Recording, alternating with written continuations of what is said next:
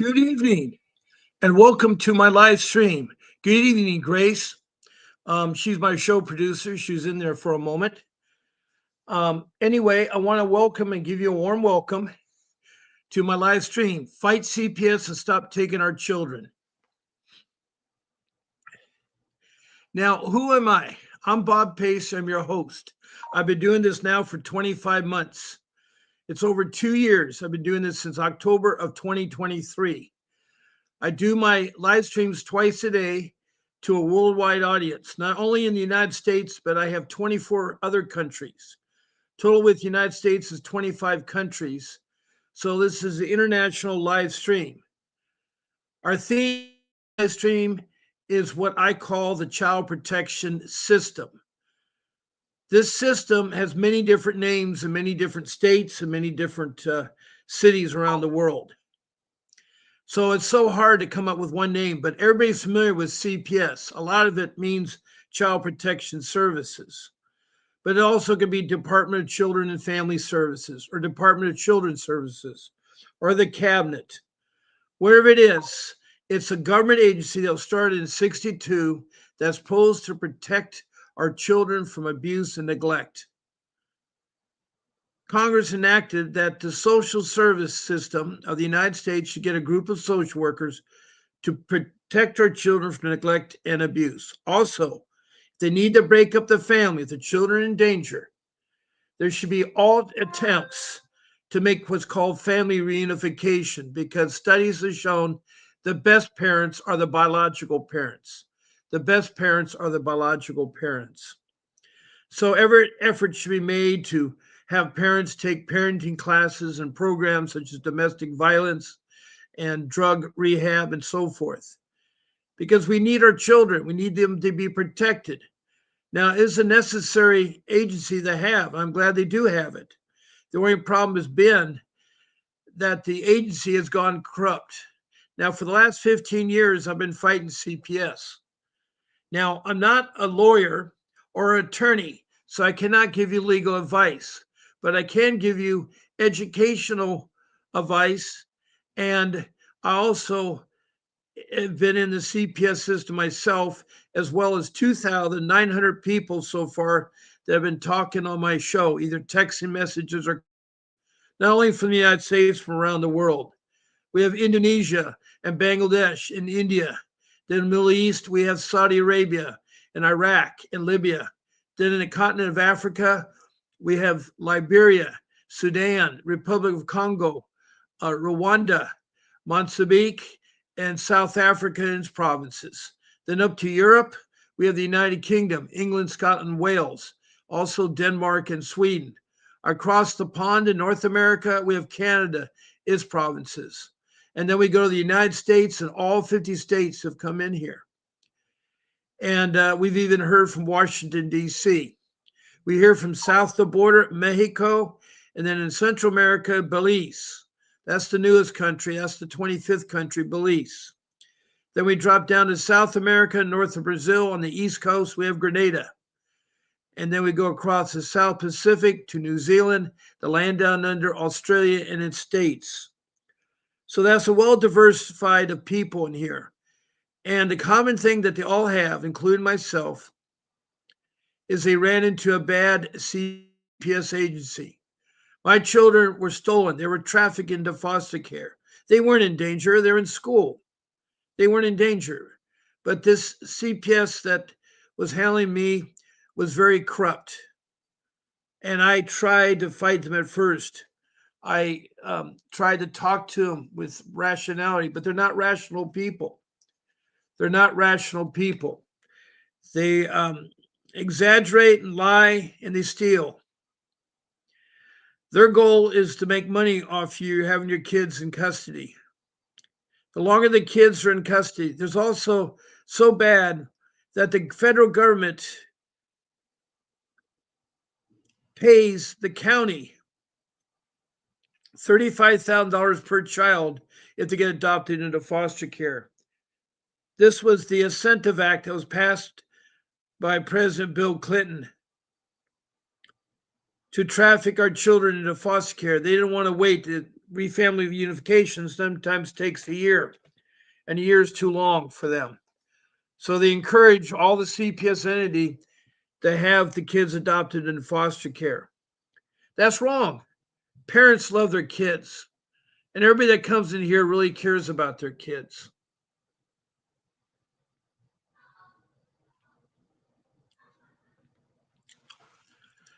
Now, as far as legal advice, I have an attorney I work for, Vincent W. Davis.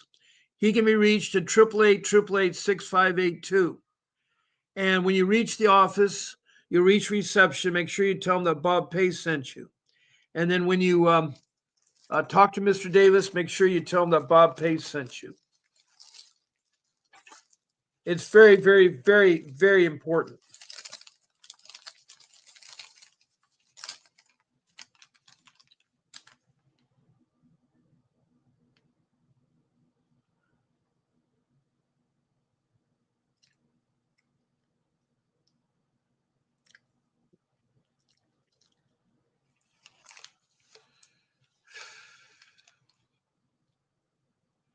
Now, there's a lot of things you can find by calling that number besides talking to Mr. Davis. If you want a book or a guide, you can talk to him too.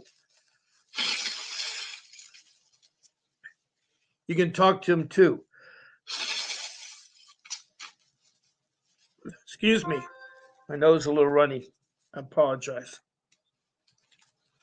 Anyway, I'm so glad you found this room. And at that phone number, the 888-888-6582, they'll have a list of the live streams and everything else.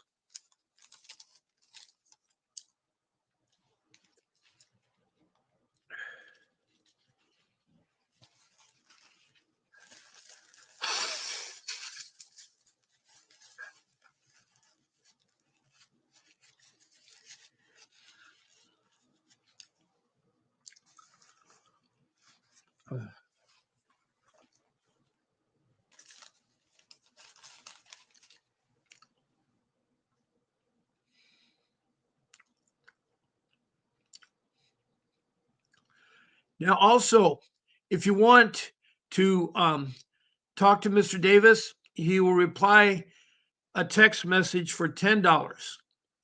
And if you want to have a private phone call, it's $15.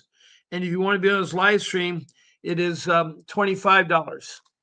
All you do is use your bank account or your credit card or your debit card and use Cash App, Apple App, or Zella. And you do that number. His number is 310. I'll get to it when it comes up there. So you send it via Cash App, Apple Pay, or Zella to 310-308-7758.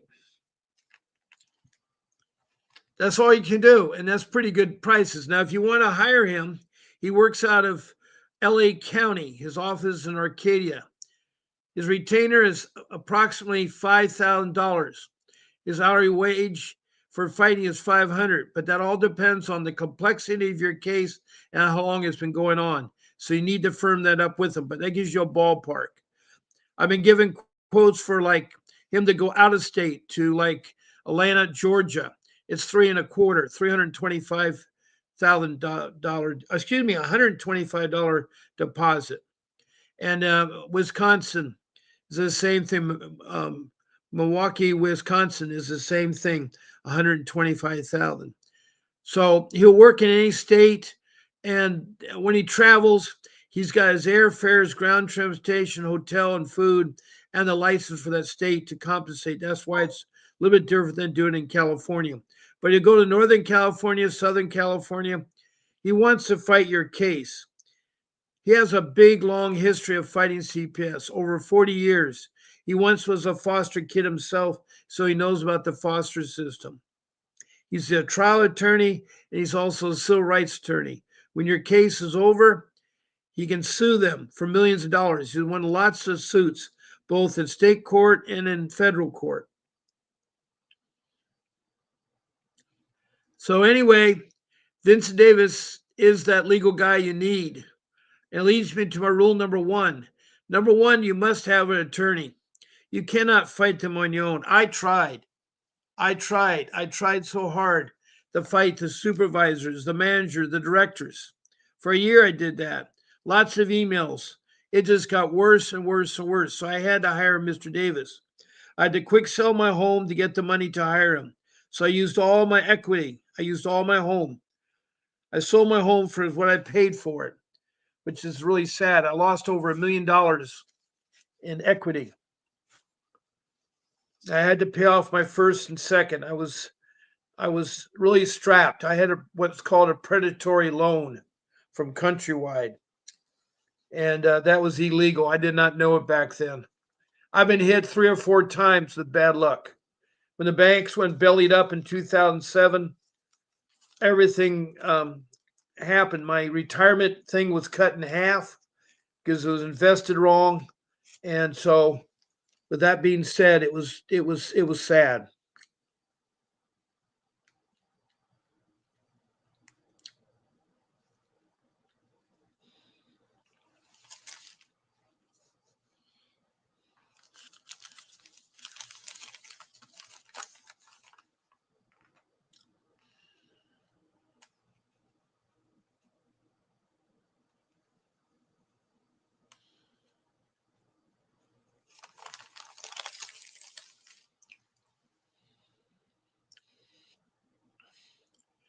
Now, we got several people in the room. I do have to tell you about how to text messages. I have a banner up that tells you. All you do is make a question or a comment about CPS. All I need is your first name and your location. If you're out of the country, put your country in there. That's all there is to it. It's right there. Now, I can talk about my rules. I can talk about the Indian Child Welfare Act of 1978, the 388 motion, a 180 hearing, a 160 hearing. I can talk about a team meeting. I can talk about your plan for your vacation. There's lots I can talk about. You just have to steer me or guide me in the right direction with the right questions. So I do want to help you. I do want to help you.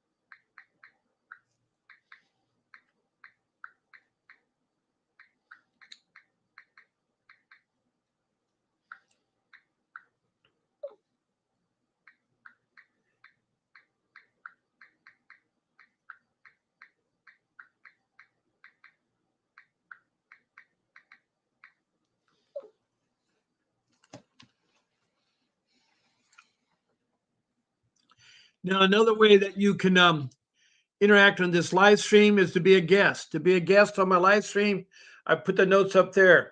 All you have to do is email me. My email is up there. It's Bob Pace. Excuse me, it's B Pace. B Pace at vincentwdavis.com. The letter B and then PACE at vincentwdavis.com. You just pick one of my live streams. I'm on every day at 10 a.m. in the morning. Again, on the weekend, I'm on at 8 a.m., Saturday and Sunday. They're 1 hour live stream. In the evening, I'm on every night at 7 p.m. Times I give you are Pacific Standard Time on the West Coast of California. I'm broadcasting live from Surf City, USA, 3 blocks from the beach, south of Los Angeles. So if you're in Montana, you're 1 hour ahead of me. If you're in Texas, you're 2 hours ahead of me. If you're in Ohio, you're 3 hours ahead of me. If you're in the United Kingdom, you're 8 hours. If you're in Europe, you're 9 hours. And if you're in Africa, you're 9 hours. If you're in Mediterranean, you are 10 hours.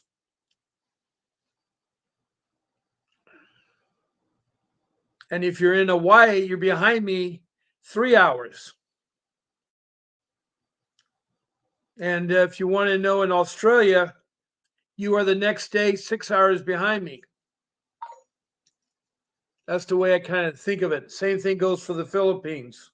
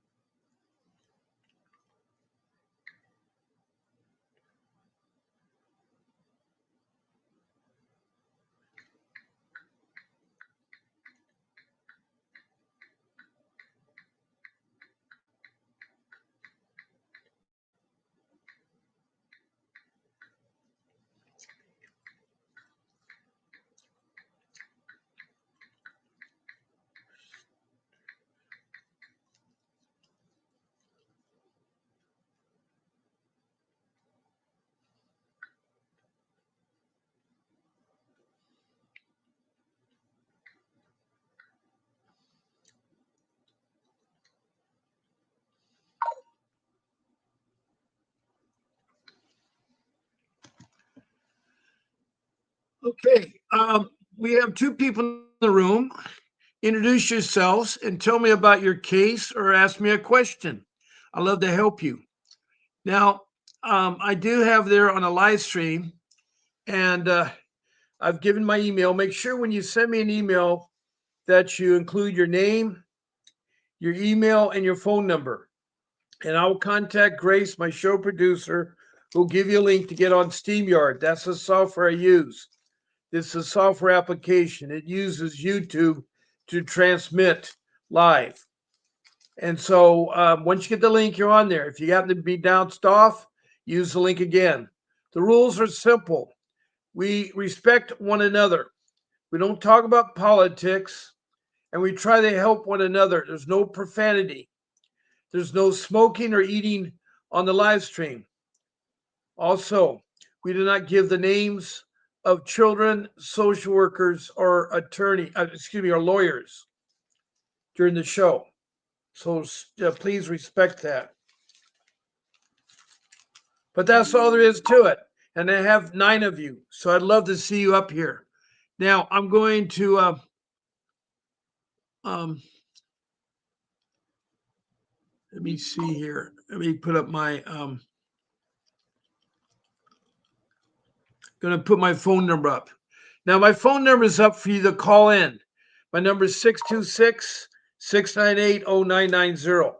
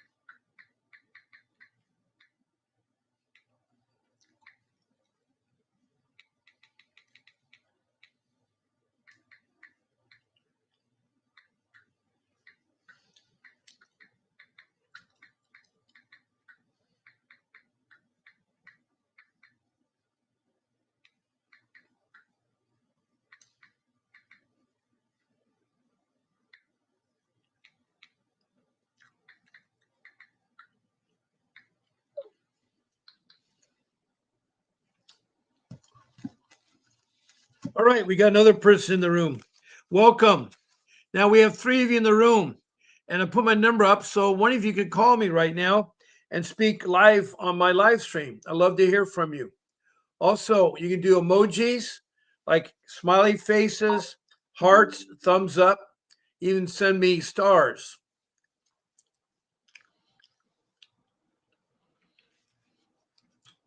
Now, CPS is a very complex agency.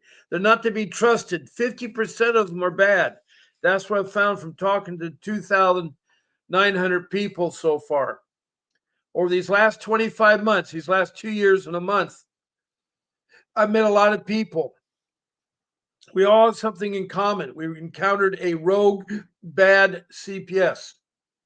Fighting CPS is like open heart surgery. As you know, in open heart surgery, you need a well trained surgeon. Well, fighting CPS, you need a well trained lawyer, a lawyer that's fought CPS for 40 years. My attorney, Vincent Davis, has. You know, he's a remarkable fighter. And that's the kind of attorney you need. And lots of people that come to this room are using him. I know there's David Helago up in Santa Maria. He's got a case in San Barbara County where his daughter is accused of inappropriate actions towards her.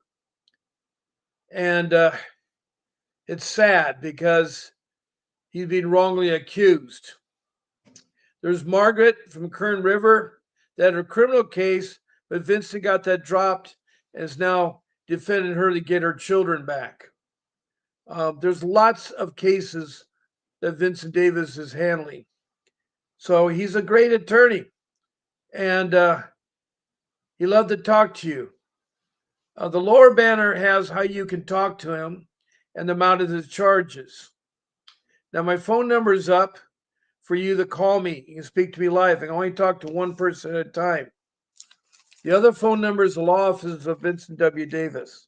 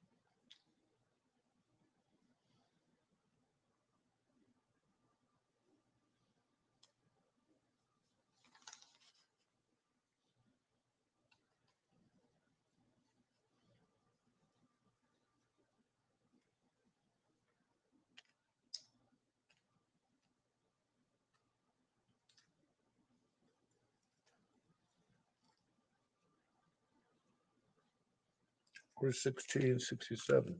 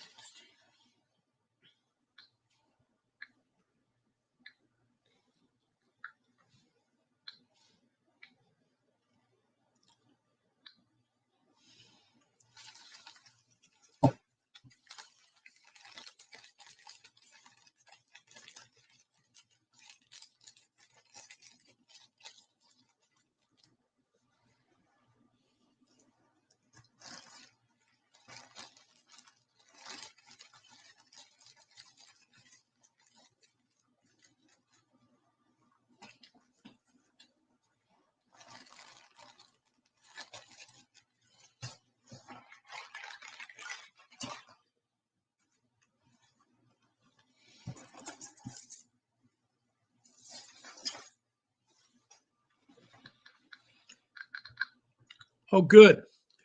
We have a new person, Bonnie Garville. Welcome. You're asking how to become a kinship foster parent to my three grandchildren because we lost a grandson to SIDS. That's pretty easy. In fact, there's a book I'm going to put up for you. I don't know where you're from, but it's called The Grandparents Guide.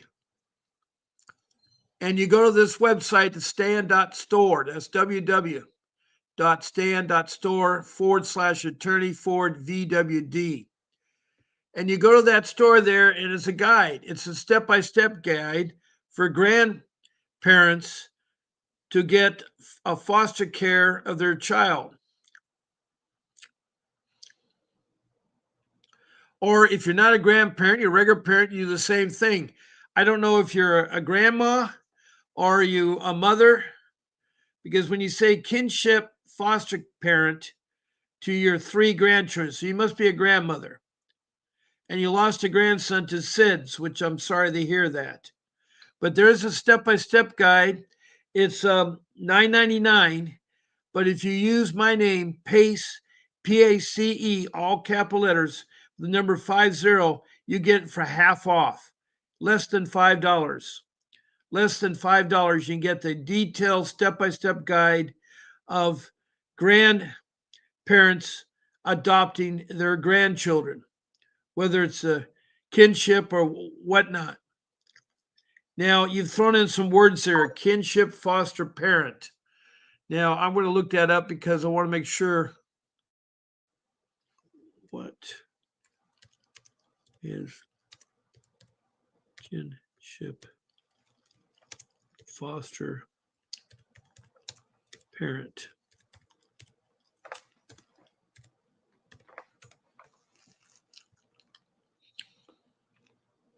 A kinship foster parent is a relative or a close family friend who cares for a child removed from their birth parent's home through the formal foster care system. They're often called kinship caregivers and provide a more stable and familiar involvement by maintaining the child's connection to their family, culture, and community. All right. The primary goal is to keep the children with the family members, such as grandparents, aunts, uncles, or even a close family friend who established a relationship with the child. Now, some kinship care is informal, some are formal. That's where you go through a background check, a home study assessment, as traditional foster parents through requirements can sometimes be more lenient. Children in kinship care often experience fewer disruptions and better long term outcomes because they remain connected to their school, friends, and community. Like traditional foster parents, kinship foster parents may receive financial assistance and support service. Those can vary by state and may not also always cover the full costs, particularly for children with trauma. Kinship caregivers can face challenges such as financial burdens, social isolation, and the emotional toll of caring for a child who's experienced trauma. So, hopefully, that helps you out there, Bonnie. I'm glad you asked that question. And um, I'm glad to meet you. Now, I don't know where you're from. If you give me a location, that would be great. You can give me a location. So, I'm going to put my phone number back up. And that was a great question by Bonnie. And she's from somewhere in the world. She'll give me the location soon. But she wants to adopt her grandchildren. And that's good because if the parents can't take care of them, then maybe family members can. The main thing is to keep the children together with as much of the family structure as they had before they were taken away. Unfortunately, there's some parents that are not very good at taking care of their children.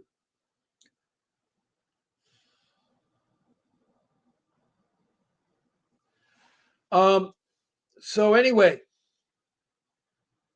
um, I'm here to answer your questions and concerns. My show goes to 8 o'clock tonight. I have approximately 10 minutes left of my show. 10 minutes left. And then I'll have to close down. I'll have to close down.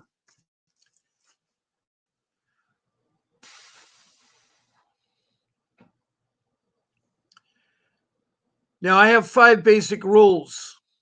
One is you got to have an attorney because fighting CPS is like open heart surgery. You need a professional trained in the areas of juvenile law, family law, and dependency law that's not afraid to fight CPS. That's the kind of attorney you're looking for. It's a plus if that attorney has sued CPS and won cases against them. That's a big, big plus. Now, rule number 2 is keep track of your documents. Your case is going to be 6 a year, couple years long, and you're not going to remember everything. And so you want to gather all your documents up. You want to have your court papers, your social worker papers, your classes that you take, your certificates, the programs you attend, certificates, your drug testing, if you have to take drug testing. You put all that in the notebook. Also, you should start at what's called a timeline incident log. Every time there's an incident with your children and you, and whether it's with a social worker, the police, the friends, neighbors, you should write down the event. You need to devote 3 lines on a sheet of notebook paper. First line will be all the information about the incident, meaning the date, the time, and whether it's over the phone or in person, whether it's your house or you went to their social place or it happened somewhere else. Now, in that same line, besides listing the phone number or the place, you want to list the people involved. You want to list the workers' names, and if you're involved or the other people involved, your children, so forth. Now, the second line is a summary. You want to make a summary of what took place. It should be a 1-sentence summary, something abbreviated, something simple. Then your third line is going to be the outcome of the incident. If it's not been settled, you leave it blank and come back to it later to fill it in. You want to skip a couple lines to the next incident and the next incident. There could be incidents with the police, with the social worker, with other parents, with your children, with the school. So you want to list all the incidents you can.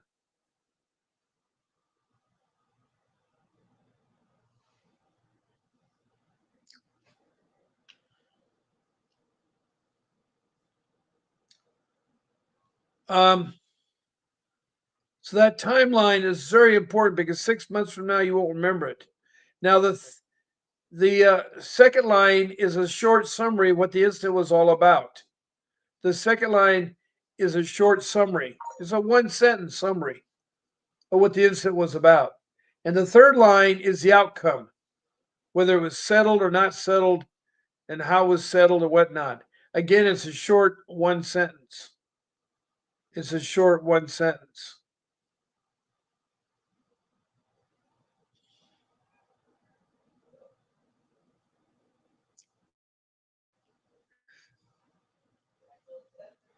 And then you skip a couple lines to the next one.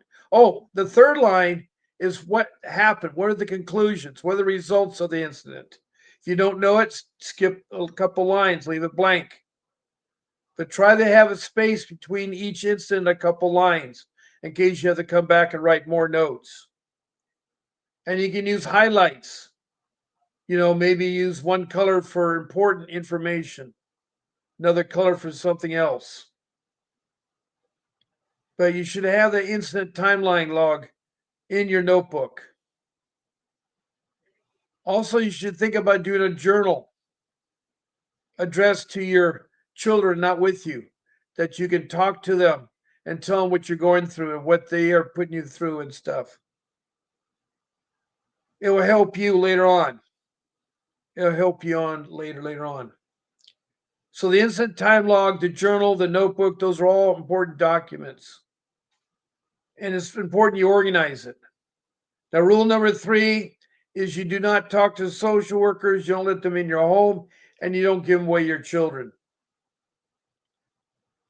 If it's a legal matter, you need to ask them if it's a legal matter. If it's a legal matter, you tell them that your attorney has to be present and you can't do anything till you speak to your attorney. They'll respect that, they'll back off. That's if you happen to meet them outside. If you're in the home and you hear a knock, don't answer the door. You don't know whether it's bad news. Too many people have been shot and killed by opening the door. On both sides, law enforcement and people. There's a black Air Force man that was murdered, and all they did with the sheriff is reduce him. Then there's another man that murdered a lady washing the dishes. He was on a trial, and the trial right there is trying to determine if it's manslaughter. I think he's going to get off with a lighter sentence. I don't know why. But that doesn't bring back the girl that was murdered. So if that doesn't scare you enough, you don't know what's at that door. You were taught at a young age about not answering the door. Well, you as parents should not answer the door. Because if you do, they're going to come marching in and think they can look at the place. You don't want to see your place. You may not have it ready for inspection because they'll take the wrong things. Also, you be cordial to them. It's yes, no answers. And you just say, I need your phone number so that my attorney and I can get back to you. Make sure you say the word attorney. They don't know if you have one or could get one or not have one. So you got to pretend like you have an attorney. You got to stay calm and not be emotional. It's very hard to not be emotional. I know how hard it is when they kidnap your children and traffic your children.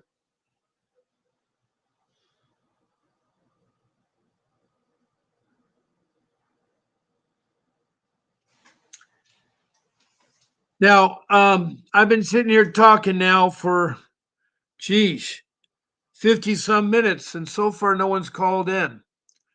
It must be a slow week. It's okay. Some days are like that. Now, I'm going to take my number down and put up another number only because time is running out and I can't take more phone calls. What I'm putting up is called the Department of Government Efficiency. DOGE is where it's abbreviated. They have a website to explain what they're doing. It's a government entity that was created by Donald Trump to investigate other government entities and find out, if they're functioning correctly or they're stealing money. And CPS, the social service is being inspected, and so is CPS. It's much needed. Now, if you're not able to solve it at the county level by talking to a supervisor, a manager, or the director, then take it to the state and talk to the civil rights coordinator. If that gets nowhere, then take it to the federal government, to DOGE. And they have a phone number that does work. It's the White House area code 202.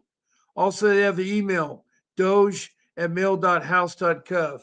So that'll be up there for you to look at. Now, I want to thank Bonnie Garville, a grandparent who wants to adopt her kids. Hopefully she got the information that she wanted. I don't know where she's from, but again, welcome, Bonnie, and thank you for coming to my show. I want to thank the people that have been in and out of my show. I don't know who you are, but thank you for listening. Now, I'm going to be on tomorrow morning at 10 a.m. Pacific Standard Time. That's 10 a.m. Pacific Standard Time. I'd like you all to join me. And furthermore, I want you not to forget or not to stop pursuing your children. You need to keep trying. It's going to get tough. It's going to get tough, but you need to keep trying. You need to do that. So with that being said, I'm going to sign off, and I'll be on again tomorrow morning at 10 a.m. Pacific Standard Time.